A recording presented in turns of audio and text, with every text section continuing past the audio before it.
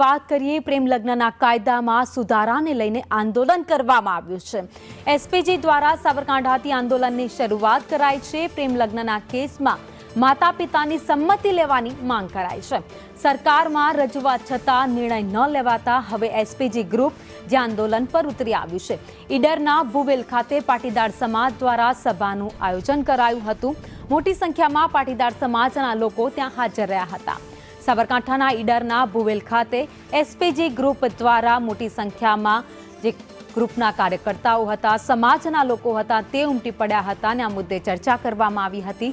સમાજની દીકરીઓના પ્રેમ લગ્ન નોંધણીમાં ફેરફાર કરવામાં આવે તેવી સરકાર સમક્ષ તેમણે અગાઉ રજૂઆત કરી હતી, પરંતુ અત્યાર સુધીમાં કોઈ પગલાં લેવામાં ન આવતા ફરી એકવાર એસપીજી ગ્રુપ છે એ રસ્તા ઉપર ઉતરી આવ્યું છે અને આંદોલન કરી રહ્યું છે।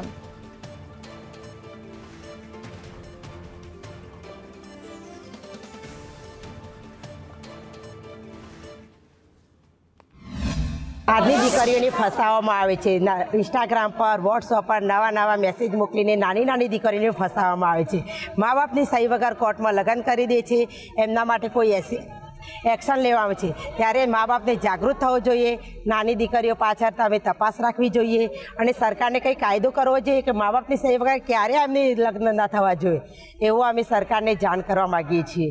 અમારું સરદાર ગ્રુપ એમના માટે તત્પર તૈયાર છે કે એમના માટે કોઈ એક્શન લે કે દીકરીઓને ન્યાય મળે। મા બાપની સહી હોતી નથી અને મા બાપને ખ્યાલ પણ નહીં હોતો અને બીજા સહીઓથી એમ લગ્ન થઈ જતા હોય છે, તો મા બાપને ખ્યાલ નથી હોતો। તો સરકારના આ એક વિરોધ પ્રદર્શન કરવામાં આવે છે કે છોકરીઓ ભાગી ના જાય એના માટે સરકારે કંઈક કરવું જોઈએ। માતા પિતાની પહેલી સહી જોઈએ અને પછી માતા પિતાની સહી વગર આ પ્રેમ લગ્ન ના કરવા જોઈએ। તો છોકરીઓ ભાગી જતી હોય છે, એના માટેનો મારો વિરોધ પ્રદર્શન એક અમારી એક મંચ સરદાર એસપીજી સરદાર ગ્રુપ તૈયાર કર્યું છે અને એમાં બધા અમે જોડાયેલા છીએ અને અમે આ એનો વિરોધ પ્રદર્શન કરીએ છીએ કે છોકરીઓ નાની ઉંમરમાં ભાગી ના જાય ને અત્યારથી અમે આના માટે બહુ જ તત્પર થયા છીએ। તમે છેલ્લા 4 વર્ષથી જોતા હશો કે સરકારને અમે કઈ થાક્યા કે જે લગ્ન નોંધણીમાં કાયદામાં સુધારો કરો, કારણ કે આ લડાઈ એ કોઈ વ્યક્તિગત એક જ સમાજની લડાઈ નથી, સર્વ સમાજની સર્વ જ્ઞાતિની યુવા દીકરીઓ બચાવવા માટેની લડાઈ છે।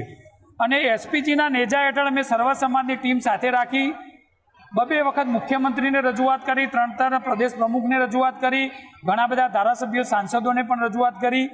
ઘણી બધી રજૂઆતો છતાં આ કાયદો બનતો નથી, તો એના માટે છેલ્લા 4 વર્ષથી એસપીજી લડી રહ્યું છે। તો અમે આજે ભુવેલ ગામથી અને સાબરકાંઠા જિલ્લાથી અમે શરૂઆત કરીએ છીએ કે અમે દરેક તાલુકાએ, દરેક શહેરમાં અને દરેક જિલ્લાએ અમે આ રીતે